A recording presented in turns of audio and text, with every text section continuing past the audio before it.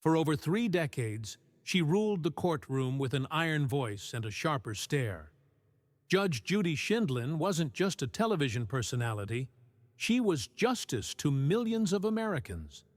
30 years on the bench, more than 20,000 cases, and at her peak, $47 million a year just for telling people what was right and what was wrong. America didn't just watch her, it trusted her. She was blunt, brutally honest, and unapologetically old school. When she raised that gavel, it wasn't just to call order, it was to deliver judgment. But on this night, under the blinding studio lights of CNN's town hall, she wasn't holding a gavel.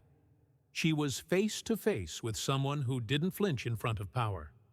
Jasmine Crockett, 43 years old, civil rights attorney, elected Congresswoman, born in the courtroom, forged in protest, raised not on privilege, but on purpose. She didn't inherit power. She earned every inch of it. And now she was seated across from a legend. The air between them was electric. 2 generations, 2 visions of justice, one moment that would change everything. The lights were blinding.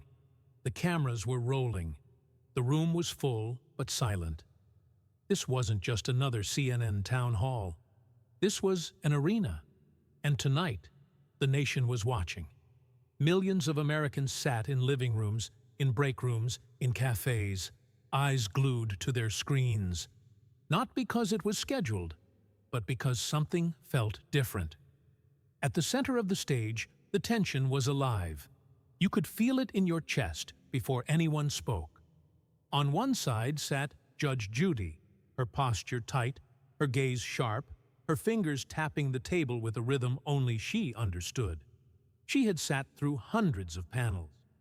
But this was something else. On the other side sat Jasmine Crockett, still, composed, quiet. Her hands rested on a single red folder. She didn't blink. She didn't shift. She just waited. The contrast was striking. The energy in the room wasn't warm. It was combustible. This wasn't a debate. It was a powder keg. And all it would take was one spark. She didn't speak. She didn't flinch. Jasmine Crockett just sat there, still as stone, eyes locked onto Judge Judy like a surgeon preparing for a precise incision. She wasn't waiting for her turn. She was studying. Every twitch, every breath, every overconfident gesture from the woman across the table. Judge Judy, by contrast, radiated command. She adjusted her mic. She leaned forward. She owned the room, or so she thought. With every word she prepared, she sharpened a sword. But what she didn't see was that Crockett wasn't sharpening hers. She was building a case. Judge Judy spoke with the confidence of legacy. Crockett waited with the power of preparation. And in that waiting, there was power.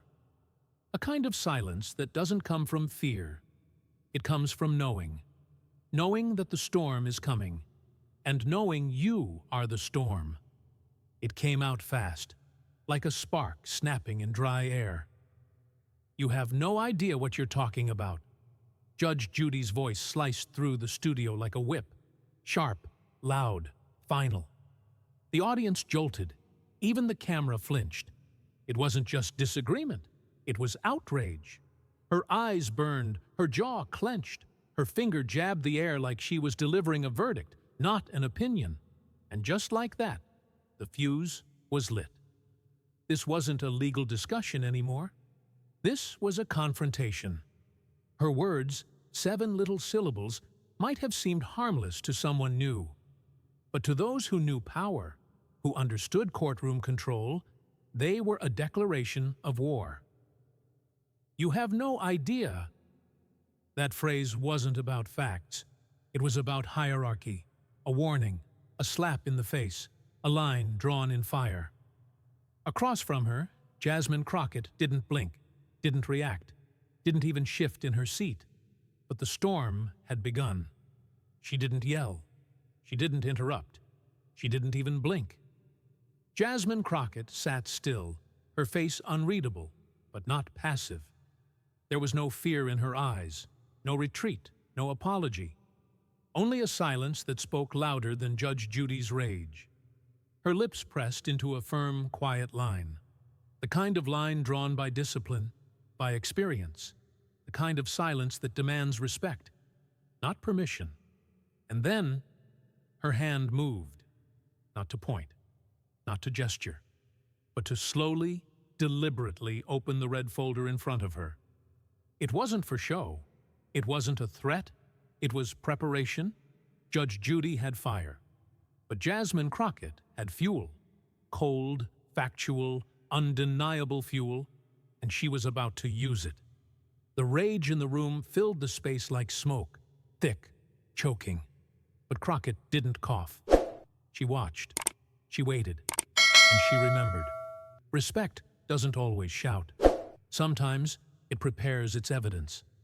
The camera panned slowly, across Judge Judy's flushed face, across Crockett's unreadable calm, across the audience, frozen, wide-eyed, breath held hostage. The room had changed. It wasn't loud anymore. It was charged, not with noise, but with anticipation. Every eye watched that red folder. Every heartbeat waited for what might come out of it. This wasn't shouting. This wasn't drama. This was reckoning. The silence wasn't empty. It was full of questions unspoken, of truths buried too long. Crockett didn't stand. She didn't raise her voice. She didn't need to. Because the moment no one was ready for was no longer waiting. It was walking into the room, one slow, devastating fact at a time. And then she said it. Judge Judy leaned back with a smirk that had silenced thousands over the years. But this time, it didn't land the way she thought it would. "Oh, please," she scoffed, voice dripping with disdain. "You've been in Congress for what? 5 minutes. And suddenly you think you understand the law better than someone who's lived it for 3 decades? The words echoed, sharp as broken glass. A low murmur spread through the room, restless, uncomfortable. Even the cameras seemed to hesitate, zooming in just a little slower. This wasn't a debate anymore. It was personal. She hadn't just challenged Crockett's argument. She had mocked her existence, her experience, her right to sit at that table. And worse, she had done it live on national television with millions watching. Crockett didn't flinch, didn't frown, didn't fire back. Not yet. But something in the room shifted, a chill, a line crossed, and everyone knew. The comeback was coming. She didn't raise her voice. She didn't meet insult with insult. Instead, she asked a question. Software simple. Deadly. "Judge Shindlin," Crockett began, her voice steady, smooth like glass. "In all your years on the bench, did you ever stop to ask why the same communities kept showing up in your courtroom?" The words floated across the room like mist. Gentle, but chilling. Judge Judy blinked, caught off guard. And then she answered. "Because they commit more crimes," she said, almost with a shrug. And just like that, everything cracked. You could feel it in the air. That sudden pull. The way a room changes when someone says something that can't be unsaid. Her words landed not as a statement, but as a confession. A mistake. A moment that would haunt headlines and hashtags within minutes. Judge Judy, so used to being the one with answers, had just handed her opponent the most powerful one of all. No theatrics, no dramatic flourish. Just a quiet motion, Crockett's fingers slipping under the flap of the red folder. She didn't even look down. She already knew what was inside. Her eyes never left Judge Judy's. "According to data from the U.S. Sentencing Commission," she said, calm as ice, "black defendants receive sentences that are, on average, 19% longer than white defendants for the same crimes. She let it hang. No anger, no gloating, just the truth. "That's not an opinion," she added. "That's a fact." The room didn't explode. It froze. Judge Judy's face, so used to control, to command, twitched. Just a little.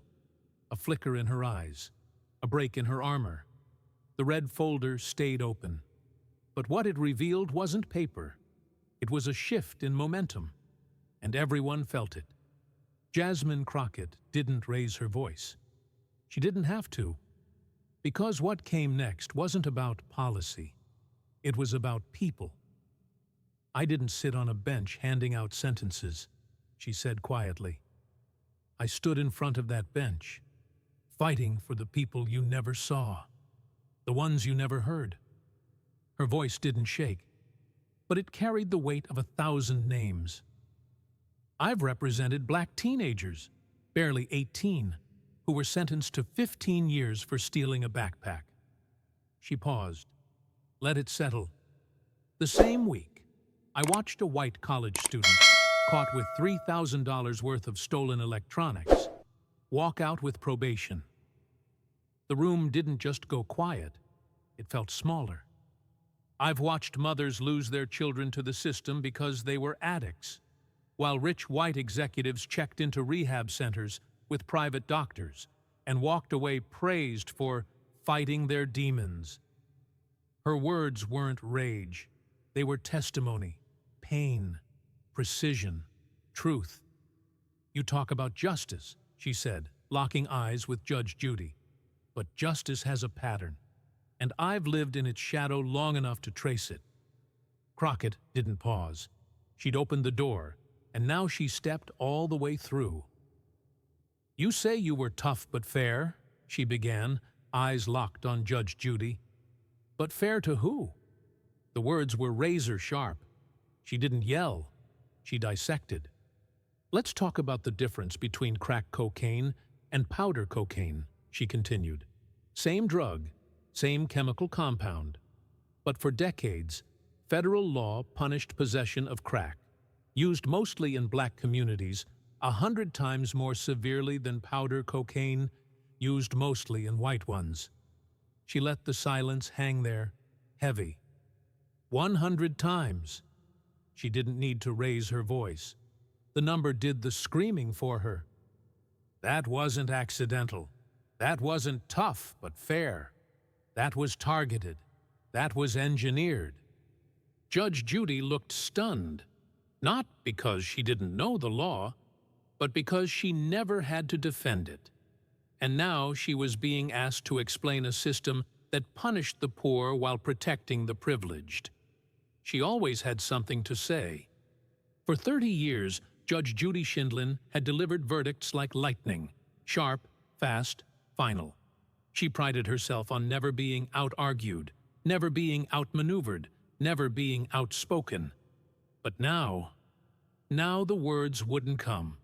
She sat frozen, eyes wide, lips parted, 1,000 thoughts crashing behind her stare.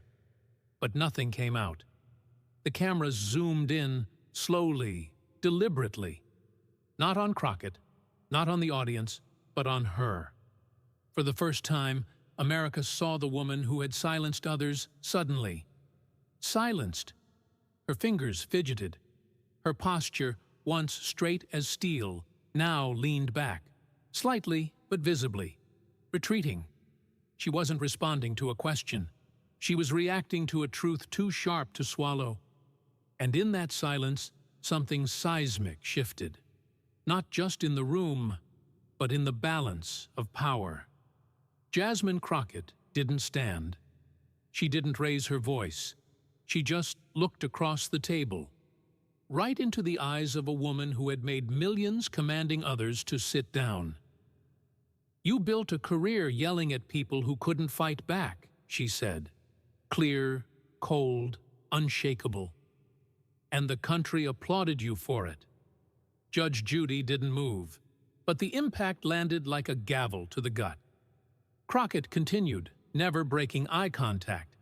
"You took real pain, poverty, addiction, broken families, and turned it into primetime content. She paused. Let it burn. That wasn't justice, she said, her voice now low, slow, lethal. That was entertainment, dressed up as justice. There was no anger in her tone, only precision. Truth, sharpened into a scalpel, cutting through the legacy of a woman once untouchable. And for the first time, it wasn't Judy delivering the sentence. It was Jasmine. And then she said it. Jasmine Crockett leaned forward, not with force, but with the quiet, terrifying confidence of someone who has nothing left to prove. Her tone didn't rise, her hands didn't move, but her words, they hit like a thunderclap in a cathedral. I don't get intimidated by bullies, not in the courtroom, not in Congress, and definitely not on TV. 23 words, no shouting, no theatrics, just truth, delivered so calmly it felt dangerous. The audience didn't cheer, they froze. Even the cameras paused, slowly tilting toward Judge Judy. Zooming in. She didn't blink, didn't speak, didn't move. For the first time in her career, Judge Judy had no comeback, no gavel, no defense, just silence. The clip hit Twitter first, then TikTok, then Facebook, then everywhere. It was instant. It was inescapable. The hashtag number sign, Jasmine Destroys Judy, rocketed to the top of global trends within hours. By midnight, it had been viewed, reposted, and remixed by millions. By sunrise, the clip had crossed 50 million views. 50 million in less than 24 hours. The moment Jasmine leaned forward and said, "I don't get intimidated by bullies," was cut, captioned, memed, and set to dramatic music. Side-by-side edits showed Judge Judy's smirk fading into silence. GIFs popped up everywhere. How it started. How it ended. TikTok was flooded with savage Crockett edits, each more creative than the last. One clip had her speech synced to Beethoven's Fifth, another to Eminem. Comments poured in by the thousands. She didn't just debate, she delivered a verdict. That wasn't a clapback, that was a clinic. Judy met her match, and then some. Crockett hadn't raised her voice, but she had raised the bar. And the internet knew it. Praise came quickly, from every direction. Progressive leaders were the first to speak. Congresswoman Alexandria Ocasio-Cortez tweeted, "What Jasmine Crockett did wasn't just powerful. It was a masterclass in grace, law, and courage under pressure." Senator Bernie Sanders followed. "This is what it looks like when truth confronts power and wins. We need more voices like hers in Congress." But it wasn't just her political circle. Even centrists took notice. Senator Joe Manchin, often at odds with his party's left wing, told reporters, "You may not agree with everything she stands for, but you can't ignore the composure and clarity she showed under fire. That's leadership." And then came the shocker. Ben Shapiro, the conservative commentator who rarely spares praise for progressives, posted on X, formerly Twitter. "I disagree with her politics 100%, but Crockett handled that exchange with poise, facts, and tactical precision. Respect." It wasn't about sides anymore, it was about skill.